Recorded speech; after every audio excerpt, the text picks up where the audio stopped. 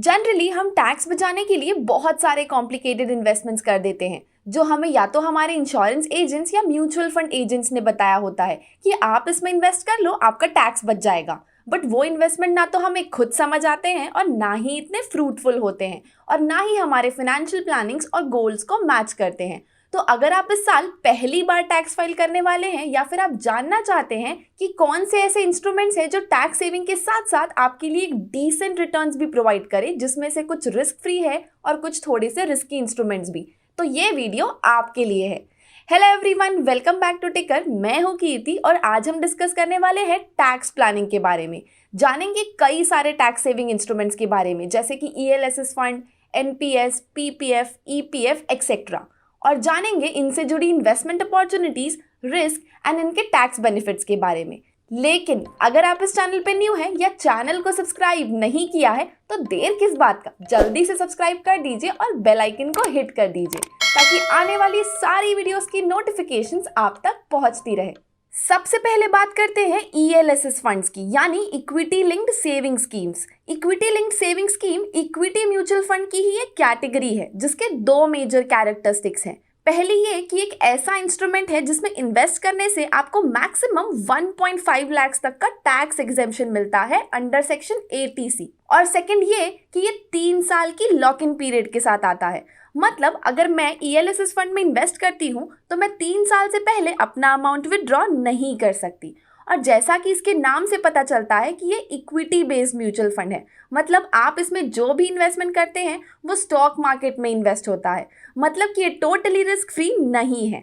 Although ये बाकी tax saving schemes जैसे कि PPF, NPS, EPF से ज़्यादा रिटर्न्स प्रोवाइड करता है, बट रिटर्न्स की कोई गारंटी नहीं होती है। तो अगर कोई पर्सन थोड़ा रिस्क लेने को रेडी है तो उनके लिए ELSS एक अच्छा ऑप्शन हो सकता है।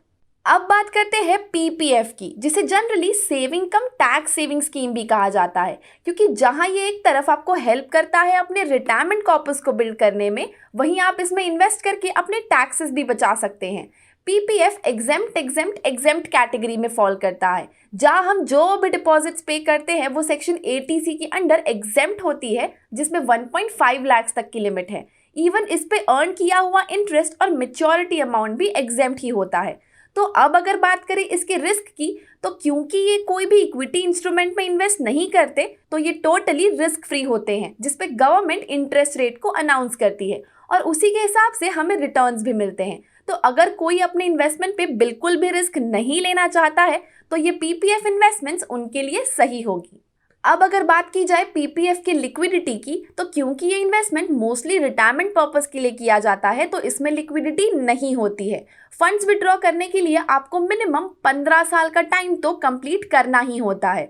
इन केस अगर कोई इमरजेंसी सिचुएशन अराइज होती है जिसमें आपको फंड्स की ज़रूरत हो तो बहुत सारे स्ट्रिक्ट प्रोसीजर्स के थ्रू ही आप विड्रॉ कर पाएंगे। अगर आप चेक करना चाहते हैं कि आज से PPF में इन्वेस्ट करने से कितना अमाउंट आपको मेच्योरिटी पे मिलेगा, तो उसके लिए आप हमारा ये PPF कैलकुलेटर यूज़ कर सकते हैं। और सेम EPF यानी एम्प्लॉय प्रोविडेंट फंड में भी सब कुछ वैसा ही होता है। ये भी टैक्स एग्जेम्प्ट होते हैं और रिस्क इन्वॉल्व नहीं होता है, क्योंकि इस पे भी इंटरेस्ट रेट्स गवर्नमेंट ही अनाउंस करती है जो कि फिक्स्ड होते हैं। बस एक मेजर डिफरेंस ये होता है कि इसमें लिक्विडिटी और भी कम होती है, यानी कि ना के बराबर होती है, क्योंकि इसमें तो आप अमाउंट तभी विड्रॉ कर सकते हैं जब आप रिटायर हो जाओ। अब बात करते हैं एक और रिटायरमेंट रिलेटेड इंस्ट्रूमेंट NPS की। NPS यानी नेशनल पेंशन स्कीम, जिसके थ्रू आप अपनी रिटायरमेंट तो प्लान कर ही सकते हो, उसके साथ ही साथ आपको इस पे टैक्स बेनिफिट भी मिलते हैं अंडर सेक्शन ATC।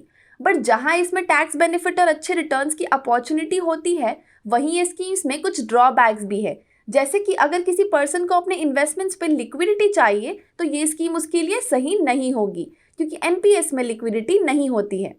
NPS को आप अपनी रिटायरमेंट की एज तक विड्रॉ नहीं कर सकते हैं। मतलब अगर आज मैं NPS में इन्वेस्ट करना स्टार्ट कर दूं और मेरी करंट एज हो 25, तो मैं 60 की एज तक इसमें से कोई भी पैसे विड्रॉ नहीं कर पाऊंगी। तो सीधा सीधा मेरे लिए 35 ईयर्स का लॉक इन पीरियड हो जाता है। बस कुछ ऐसे ही इमरजेंसी सिचुएशंस होती है जहां आपको विड्रॉल अलाउड होता है, बट उसमें भी आपको कई सारे रेस्ट्रिक्शंस फॉलो करने पड़ते हैं। अगर आप और डिटेल में जानना चाहते हैं कि NPS के और क्या बेनिफिट्स है तो आप हमारे इस ब्लॉग को रेफर कर सकते हैं, जिसकी लिंक हमने डिस्क्रिप्शन में दे दी है। नेक्स्ट देखते हैं एफडीज के बारे में। जनरली एफडी तो सिर्फ इन्वेस्टमेंट पर्पस के लिए किया जाता है, बट एक टैक्स सेवर एफडीज भी होती है जिसमें अगर आप मिनिमम 5 साल तक के लिए भी इन्वेस्ट करते हैं तो आप सेक्शन 80C के अंडर टैक्स बेनिफिट ले सकते हैं। और जैसा कि एफडी में कोई रिस्क इन्वॉल्व नहीं होता है क्योंकि ये फिक्स्ड रिटर्न प्रोवाइड करते हैं, बट अगर बात करें लिक्विडिटी की तो इसमें आपको 5 साल का लॉक इन पीरियड तो रखना ही होता है, क्योंकि अगर आप उससे पहले फंड्स विड्रॉ कर लेंगे तो आप टैक्स बेनिफिट को अवेल नहीं कर पाएंगे, तो इसमें लिक्विडिटी थोड़ी कम ही होती है। इसके अलावा जब हम इंश्योरेंस में भी इन्वेस्ट करते हैं तो उसका भी टैक्स बेनिफिट आप उठा सकते हैं।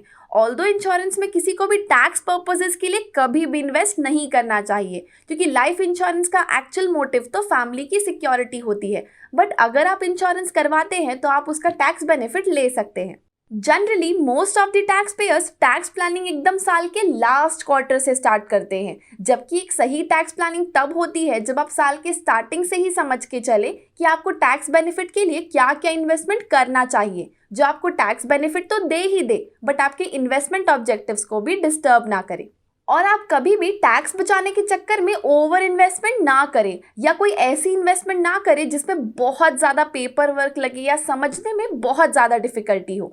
चलिए कुछ ऐसे पॉइंट्स डिस्कस कर लेते हैं जिसके थ्रू आप अपनी टैक्स प्लानिंग अच्छे से कर पाएंगे। तो सबसे पहले तो हमें साल के स्टार्टिंग में ये देख लेना चाहिए कि कितने टैक्स एग्जेम्पशंस हम ऑलरेडी ले रहे हैं, जैसे कि कोई existing life insurance policy, EPF, PPF या और भी कोई। सेकेंड, हमें ये चेक करना भी ज़रूरी है कि आपने जो भी टैक्स एग्जेम्पशंस लिए हैं उसकी लिमिट से ज़्यादा तो कहीं आप इन्वेस्ट नहीं कर रहे हैं। फॉर एग्जाम्पल, अगर आप already ELSS and life insurance मिला के 1.5 लाख तक का एग्जेम्पशन ले रहे हैं, तो अगर आप और पीपीएफ एंड ईपीएफ का इन्वेस्टमेंट भी कर ले तो भी आप उस पर कोई टैक्स बेनिफिट नहीं उठा पाएंगे, क्योंकि आप ऑलरेडी 1.5 लाख तक का एग्जेम्पशन तो ले ही रहे हैं। थर्ड और सबसे इंपॉर्टेंट चीज़ ये है कि आप जो भी टैक्स सेविंग इंस्ट्रूमेंट्स पे इन्वेस्ट कर रहे हैं वो आपके गोल्स और रिस्क टेकिंग कैपेबिलिटीज़ को मैच करे। यानी कि अगर आप इन्वेस्टमेंट करते वक्त किसी भी टाइप का रिस्क नहीं लेना चाहते हैं तो आपके लिए शायद एनपीएस सूटेबल ना हो, तो हमेशा इन्वेस्ट करने से पहले खुद का रिस्क असेसमेंट बहुत ज़रूरी है। अब ये तो हो गई सारे टैक्स सेविंग इंस्ट्रूमेंट्स की बात, बट अब लास्ट ईयर ही गवर्नमेंट ने न्यू टैक्स रिजीम भी लाया था, जिसके बाद लोग बहुत ज़्यादा कंफ्यूज हुए थे कि एक्चुअल में उन्हें ओल्ड और न्यू में से कौन सा टैक्स रिजीम ऑप्ट करना चाहिए जिससे वो ज़्यादा से ज़्यादा बेनिफिट ले सके। तो अगर आप भी इस चीज़ के बारे में जानना चाहते हैं तो आप हमारा ये ओल्ड और न्यू टैक्स रिजीम की वीडियो देख सकते हैं। आई होप आपको आज की हमारी ये वीडियो अच्छी लगी होगी। अगर हाँ तो इस वीडियो को लाइक एंड अपने फ्रेंड्स एंड फैमिली के साथ शेयर करना ना भूलिएगा। Thank you.